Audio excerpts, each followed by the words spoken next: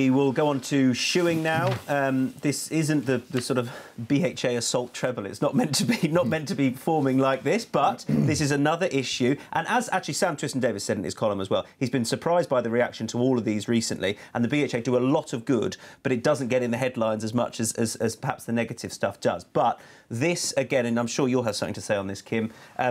Certainly, some trainers have come out and said we weren't consulted on this. This is that horses should be fully shod in jumps races. They've now put that back 6 months. We discussed it a little bit last week. But what's your take on it being a law, a rule? If you like? I don't think it should be a law or a rule. I think it should be voluntary. I think if you don't want to run your horses in hind shoes, yes, then just ring up the BHA and say, I'm running my horse tomorrow without hind shoes, and that should be the end of it. I think we're putting ourselves in a really difficult situation here because there are horses that don't. I mean, I've had horses in the past, you couldn't get a pair of hind shoes on because at the end of it, they just wouldn't take them. And that's, I think, the only horse I've ever run without hind shoes. But, you know, some old trainers, not old being the wrong word, but some trainers do believe that actually some horses do hurt themselves by their hind legs hitting their front legs.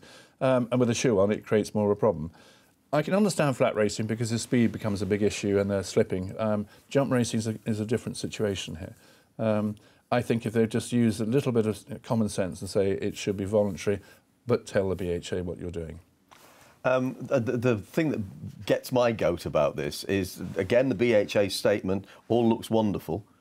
They've spent 2 years analysing this, and yet it's being deferred because trainers have raised a problem about tendon injury. Some trainers actually say it can be detrimental to run a horse in hind shoes because of tendon injuries. Now, surely, if they've been researching it for 2 years, they've looked into all of this.